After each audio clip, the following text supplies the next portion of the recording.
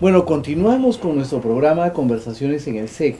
Ahora tenemos el gusto de tener entre nosotros a Víctor García Toma, ex magistrado del Tribunal Constitucional, ex presidente del Tribunal Constitucional, un eminente profesor universitario en el campo del derecho constitucional y además un gran conversador. Así que creo que vamos a tener un gran programa. Bienvenido, Víctor. Carlos, un gusto y agradecido más bien por la gentileza de permitirnos estar en tu programa.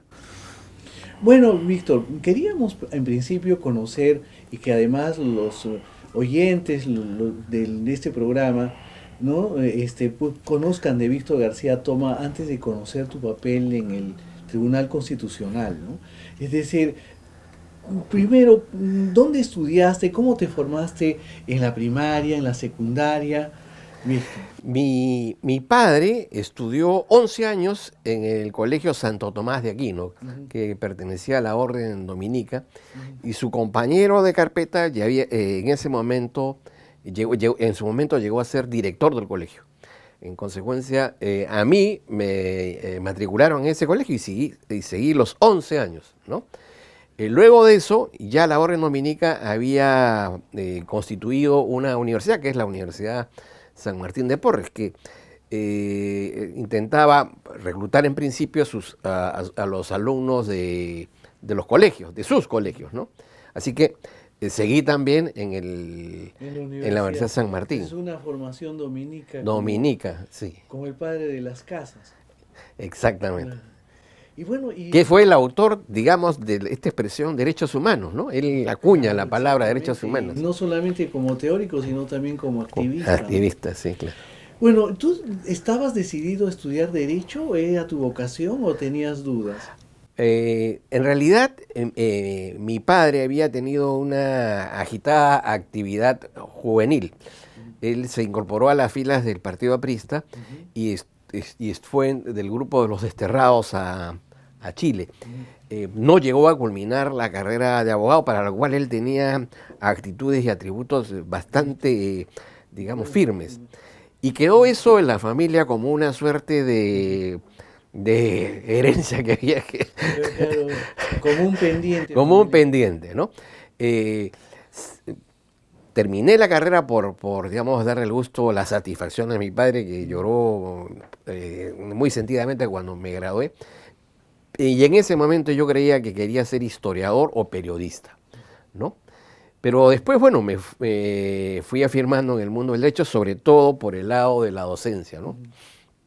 Y ahora sí, por supuesto, estoy tranquilo y contento con la profesión. Ahora, tú incursionaste, yo recuerdo haber estado presente en la presentación de tu libro de Introducción al Derecho, ¿no? Es decir, digamos, quizás antes de ser constitucionalista, tu interés se orientaba por la teoría general del derecho, ¿no? Sí. Tu preocupación iba paralela ya en ese momento. Digamos, yo estudié y trabajé a la vez. Sí. Entonces, en el trabajo, de alguna manera me especialicé en términos prácticos en el derecho administrativo. Sí.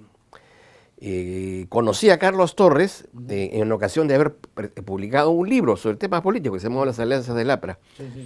Y entonces él compró el libro, alguien le dijo que me conocía, me invitó a almorzar, tuvimos un almuerzo muy agradable y al finalizar el almuerzo me dijo: Víctor, permítame que lo llame Víctor, usted es el secretario que yo necesito para la naciente Facultad de Derecho de la Universidad de Lima. Entonces entré como secretario de la facultad. Y él dictaba el curso de Introducción a las Ciencias Jurídicas. Lo que pasa es que lo fue ganando la decanatura, y entonces él me encargó a mí el curso.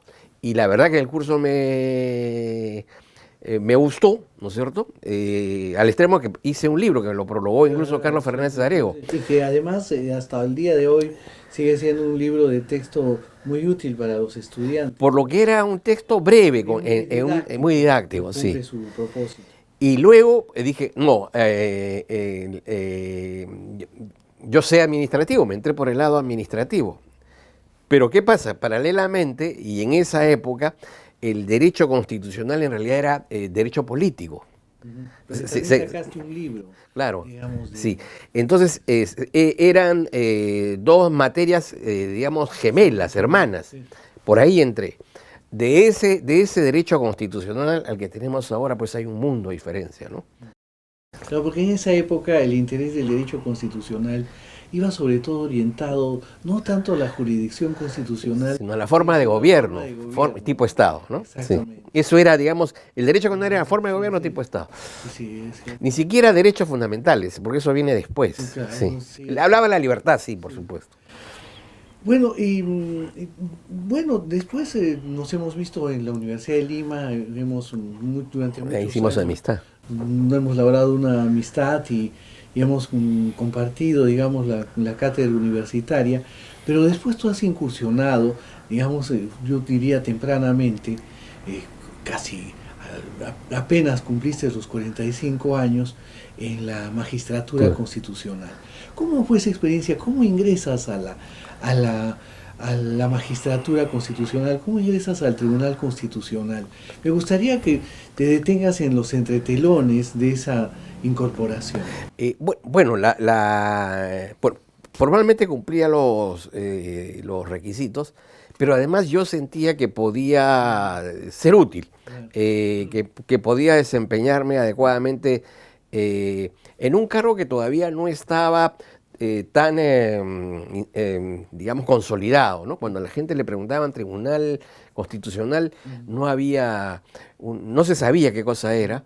El tribunal se empieza a consolidar desde el 2002 hacia adelante, ¿no? Pero sin embargo yo sí tenía la impresión de que se podía hacer algo. Ese año fue por concurso, ¿no? Para mí fue particularmente duro porque yo tenía el estigma de haber pertenecido a una organización política, ¿no? Y entonces había unos reparos de los Fue una congresistas. organización política Democrática, sí, democrática, claro, ¿no? claro. Pero había Sí, esa sí, observación. sí. Felizmente se pudo salvar y llegamos al Tribunal Constitucional con Javier Alba, con Magdiel González y con nuestro amigo Juan Bautista Bardelli. Y tuvimos una primera reunión juntos, me acuerdo, en la casa de Javier Alba, y empezamos a imaginar cómo podría ser el tribunal y la primera cosa que dijimos es hay que levantar la gesta de Delia, del doctor Aguirre Roca, ¿no? Del doctor Guillermo Reiterri. Ellos han dado una muestra de dignidad, de decoro, que En torno a la sentencia sobre el caso el Fujimori. caso Fujimori, que impedía, por lo menos en ese momento, la reelección, la tercera reelección, Claro. ¿no? Incluso, digamos, el primer gesto institucional que tuvimos fue el solicitar que se colocara una urna en un lugar diferente Está hasta ahora. que está hasta ahora, ¿no? Y entonces, creo que eso fue un buen gesto porque la institución podía exhibir cosas que el Poder Judicial no podía exhibir, digamos, un acto de gallardía frente, digamos, a los embates de las clásicas dictaduras, ¿no? Y luego, no, comenzamos el trabajo. Estaban todos de acuerdo. Todos de acuerdo, sí. Ahora, tú has indicado de que te atribuían, bueno, y en realidad, Y me atribuyo porque no he dejado no has pues, dejado sí, bueno, tú eres sí, un demócrata y nadie duda de eso, sí, ¿no? Y además han dado muestras de independencia sí, judicial. Todos los colegas que ingresaron contigo también representaban de alguna manera algún sí. grupo, no diré partidarizado, pero sí, digamos, a una tendencia ideológica o una línea, una concepción política, ¿no? Y habían dejado rastros de una, digamos, de una conducta democrática en distintas oportunidades, ¿no? Claro. Todos tenían sus pequeñas heridas de guerra en favor de la democracia, ¿no? Sí. Y en una época en la que en realidad debía demostrar, tenía que demostrarse como una credenciales democráticas Exacto. cabales. Sí. Pero todos supieron mantener, digamos, la independencia funcional, que es lo importante, ¿no? Y se consolidó un grupo que fue muy unido, muy compacto, ¿no? Es decir, había una idea corporativa de la actuación del tribunal, ¿no? Ahora, les tocó temas difíciles. Por ejemplo, uno de ellos es el tema telefónica. Ustedes hacen la interpretación sobre estabilidad laboral. Si puedes puntualizar algunos de esos casos y las circunstancias en las que se dan, ¿no? Claro. Digamos, lo primero es que decidimos fijar políticas jurisdiccionales, ¿no es cierto? Y en consecuencia atacábamos o hacíamos mención a determinadas áreas de la Constitución a través de jurisprudencia que pretendíamos que fuera vinculante. Entonces, el régimen previsional, etcétera, etcétera. Y entonces, en el ámbito del régimen económico, se sacó un conjunto de sentencias. Por ejemplo, para la defensa de los derechos de los consumidores y usuarios, agua Robit. Para la defensa de las llamadas libertades patrimoniales, las libertades del mercado, se sacó el caso Roberto Nesta Abrero. Para establecer el papel del Estado que le correspondía dentro de la economía social de mercado, se sacó la ley de banda de precios. Y quedaba pendiente, ¿no es cierto?, el tema laboral.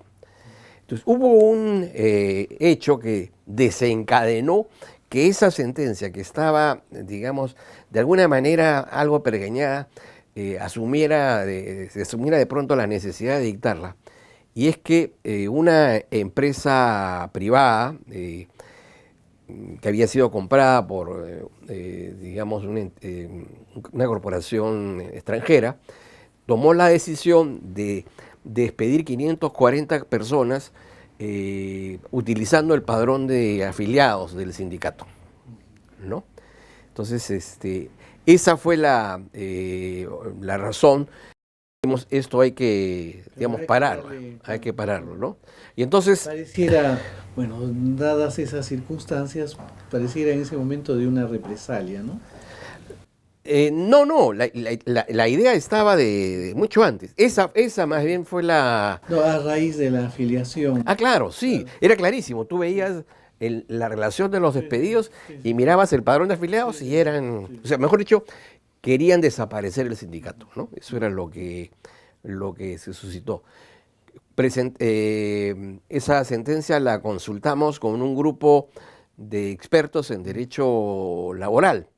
Uno que era, digamos, pro empresario, otro que era pro trabajador y uno tercero que, digamos, se movía, digamos, en terrenos más o menos neutrales, ¿no? Interesante el Sí. sistema. Claro. Curiosamente, no voy a mencionar el nombre del colega que fue invitado, el que supuestamente representaba los intereses tenía la visión, digamos, empresarial, al escuchar nuestra exposición en una pizarra, borró la pizarra y dijo, esto está bien, pero le falta más contenido. Y hizo algunas anotaciones en la pizarra e incluso nos acercó a una sentencia del Tribunal Constitucional Español sobre el despido fraudulento, ¿no? Entonces, eso ayudó mucho. Curiosamente, cuando salió la sentencia, el primero que salió a criticarla fue nuestro oculto colaborador, ¿no? Sí, pero así es Claro, así es. Bueno, el papel del Tribunal Constitucional en la época que Víctor García Toma fue presidente y fue magistrado mismo, cumplió una labor descollante en su papel interpretativo. Estamos hablando de algunas de las sentencias que se dictaron en ese periodo. Estamos hablando del periodo 2005, ¿no? Hacia el 2010 aproximadamente. el 2002 al 2007 me tocó a mí. 2007, de que le tocó a Víctor. Y bueno, entre esas sentencias también hemos hablado de la sentencia telefónica y bueno, también ahora hablaremos de algunas otras. ¿Podrías mencionarlas, Víctor? Claro, dentro de la política jurisdiccional que nos trazamos, encontramos que muchos municipios cometían arbitrariedades y abusos. Primero, en el tema del pago que se le exigía a los vecinos por parques, serenazgos y jardines, ¿no? Y en donde se pagaba arbitrios municipales, en donde los municipios exigían el pago en función al metraje de tu inmueble. y no la cantidad de usuarios del servicio. La verdad que recuerdo que en Sí. ese momento se pagaba mucho. ¿Sí? Mucho. Igual también con las medidas estas cautelares que ellos dictaban de los embargos, ¿no es cierto? Que había mucha arbitrariedad. El retiro de los buses camión, que eran un peligro para la vida y la integridad física. Los Transformers. Sí, exactamente. Un caso que fue emblemático por la confrontación que tuvimos con el Poder Judicial fue el caso de Casinos y Tragamonedas, porque el Tribunal Constitucional había declarado la constitucionalidad de dicha ley. Sin embargo, un grupo de abogados, digamos, con un ejercicio piratesco de la profesión, se trasladaban a apartados lugares de amparos que declaraban inaplicable la sentencia del tribunal y otorgaban medidas cautelares en las cuales se les permitía a los demandantes no pagar impuestos, incluso no necesitaban licencias municipales. Y aparecía, una vez que obtenían la medida cautelar, aparecía en el Diario del Comercio, dice, se vende casino con medida cautelar, ¿no? Entonces... la medida cautelar ya estaba anexa. Ya está, sí, claro. Entonces... como una licencia. Exactamente. ¿No? Esa corruptela, que tenía pues una ramificación judicial vasta, fue parada por el tribunal, ¿no es cierto? Dentro del marco de un conflicto de competencias entre el Poder Judicial y el... Es una forma de organizar al Estado. Así es, ¿no? Efectivamente. Luego se dictó una sentencia que se llamó el caso José Claver Quispe Hernández, en la cual se estableció el sistema de fuentes. Claro, ¿no? Es una sentencia, dicho sea de paso, ¿no es cierto?, muy didáctica, que es también la función de las Cortes Constitucionales, en general de las Cortes, digamos, de más altas, ¿no?, de vértice. Y lo importante es que allí ya aparece en todo su esplendor la jurisprudencia como una fuente formal del derecho. Hasta antes de la actuación del Tribunal Constitucional en el año 2002, la interpretación era un hueso pelado a la ley, ¿no? Y digamos, en el ámbito de las fuentes formales era la ley, en realidad el único medio, único instrumento de la que se valía el derecho. La jurisprudencia empezó a cobrar importancia con el tribunal y hoy, en todos los cursos y en todas las disciplinas, el estudio de la jurisprudencia es básico, ¿no? Bueno, también conocieron un tema de derechos de la intimidad, por ejemplo, en el caso Magali Medina, exactamente, sí. ¿Qué cosas resolvió el tribunal en ese momento? Los límites de la libertad de expresión. Antes se tenía el concepto de las libertades preferidas. Siguiendo el modelo americano, era preferible que pudieran haber excesos o abusos por parte de los medios de comunicación porque lo vinculaban con el fenómeno de la democracia y la libertad. De información. Exactamente. Y entonces el tribunal dijo, no, en el Estado constitucional de derecho todos estos atributos están en un plano de igualdad, ¿no es cierto? Y más bien cuando entra en interferencia, esto hay que ponderarlo, ¿no? Y entonces ahí se estableció, digamos, no se estableció allí, pero ya se resolvió ese problema estableciendo una ponderación en el caso concreto que imperaba. Exactamente. Claro, exactamente. Y bueno, ¿y cuál era el sistema de trabajo que ustedes tenían en el interior del tribunal? Hay dos cosas que en ese periodo se hicieron. Una que hizo muy bien Javier y una que Javier Orlandini y una que a mí me pareció que era correcta y tuvo éxito. Javier consiguió aprobar una ley por la cual se dividió el tribunal en dos salas, con lo cual permitió, digamos, descargar, digamos, buena parte de los casos que estaban detenidos en el tribunal. Tipo alemán y tipo España. Exactamente. Y yo planteé una segunda medida que era el trabajo por comisiones especializadas, sosteniendo la tesis de que esto permitía trabajar de manera más rápida, pero en segundo lugar, generando un grado mayor de certeza en relación a la uniformidad de nuestra jurisprudencia, ¿no? Entonces esas dos medidas creo que ayudaron mucho al tribunal en ese momento. Además, una cosa que nos unió fue que llegamos en un momento muy especial en el Perú. Digamos, había una enorme desconfianza al Poder Judicial y al Ministerio Público que habían quedado como entes en cautiverio por parte de la dictadura, de la cual no se habían desprendido muchos de sus elementos todavía. El Parlamento estaba muy débil, ¿no es cierto? Y entonces ahí el tribunal, digamos, inició una tarea activista muy fuerte, ¿no? Lo que originó como respuesta por parte del Parlamento la presentación de 2 proyectos de ley para recortar las atribuciones del tribunal, ¿no? Entonces fue una lucha muy... ¿Qué es lo que pretendía hacer? ¿Cómo iba a recortar las atribuciones? Lo primero que se planteaba era que se sostenía de que se le quitaba al tribunal el carácter de supremo intérprete de la Constitución. Si regresar al sistema, digamos, de interpretación política. Exactamente, ¿no? Bueno, o al siglo XIX. Al siglo XIX, sí. Me acuerdo que teníamos frecuentes discusiones con Antero, ¿no? Claro.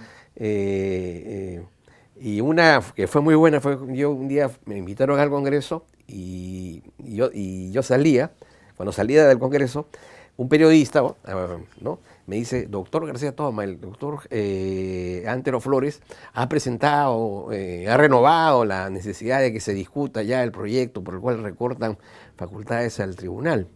Y entonces a mí se me ocurrió decir, bueno, lo que pasa con el doctor Antero Flores es que él duerme con la esposa pero sueña con el tribunal, ¿no? La gente se empezó a reír. Bueno, 2 semanas después nos encontramos en un cóctel y con él somos muy buenos amigos, ¿no? Cuando en eso volteo y Antero toma las de Villadiego y aparece una señora, ¿no? Y me dice, oiga usted, ¿por qué se mete conmigo? Señora.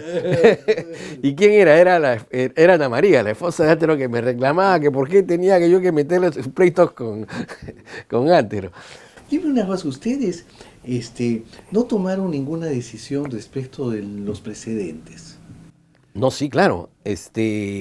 Hay una sentencia en la que establecemos, digamos, definimos qué es el precedente, en qué casos puede... No el número de votos que se necesitaban para determinar. Digamos, me parece que en la práctica era 5, ¿no? Sí, no recuerdo. También había precedentes, se dictaron precedentes de sala. No. Durante el periodo, en el periodo que yo estuve, no. Lo que se hacía era lo siguiente. Si había una causa de sala que podía ser objeto de un precedente, se suspendía y se volvía a reprogramar.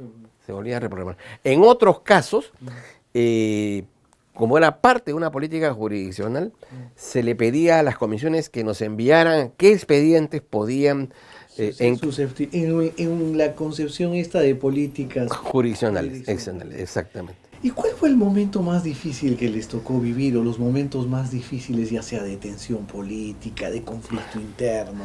Una, cuando había el cartel de Tijuana, había matado a un juez, Saturnino Vergara, en un restaurante muy cerca del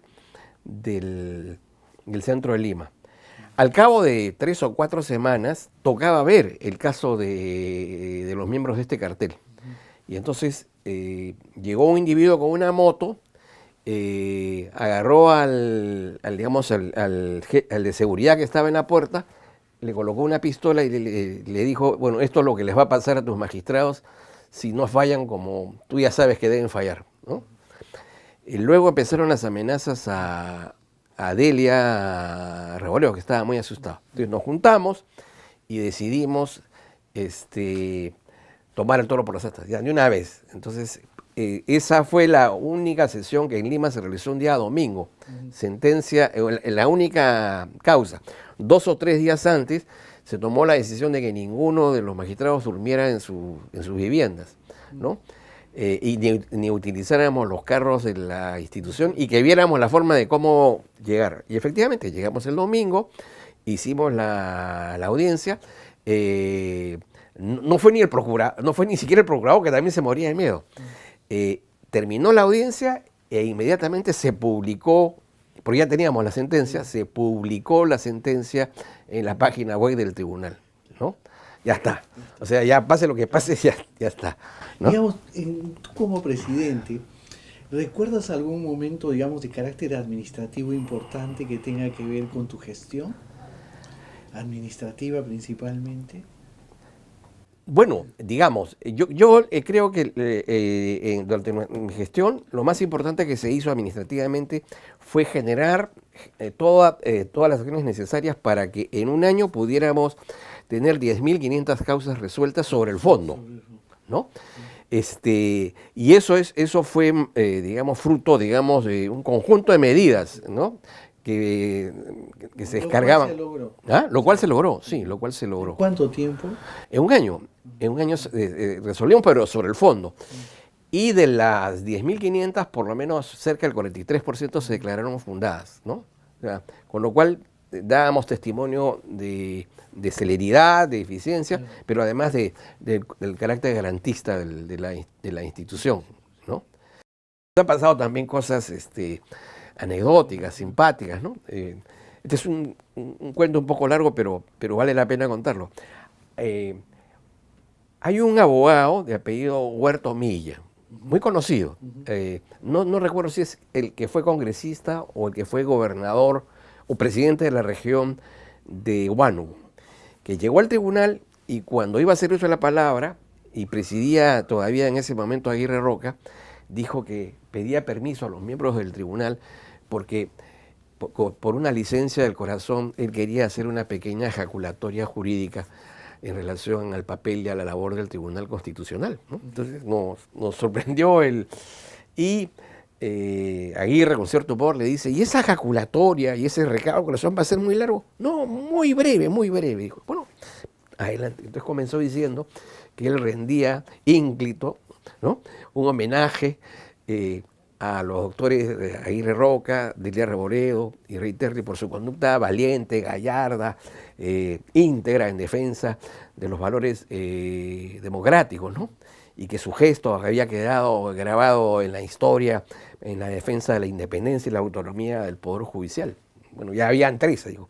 Poso ahora mi mirada sobre la figura iniesta del doctor Javier Alba Randini, valiente entre los valientes, desde la Plaza de la Merced, cárcel, persecución y destierro han sido la biografía que lo conduce al panteón de los padres de la patria, ¿no? Y ahí van cuatro. Dijo, está también el doctor Juan Bautista Bardelli. ¿Cómo olvidar que fue recluido y arrojado, ¿no es cierto?, a las ergástulas de una sucia celda de un penal de Lima por el hecho de haberse resistido a la dictadura de Velasco, ¿no? Ya van 5. El sexto era yo. Digo, bueno, el sexto es mucho más joven y por supuesto no ha podido participar en estas jornadas heroicas, pero estoy seguro de que lo hubiese hecho. Pero agarró y reivindicó que había escrito libros, que había sido profesor universitario, etcétera, etcétera. Ya van 6. Entonces le faltaba el último. Dijo, bueno, al último no lo conozco, pero si está aquí, debe ser por algo. Bueno, una verdadera, hemos tenido a Víctor García Toma. Muchas gracias, Víctor. No, gracias. Un profesor universitario, un maestro universitario en todo el sentido del término. Y bueno, pues, muchas gracias. No, gracias también.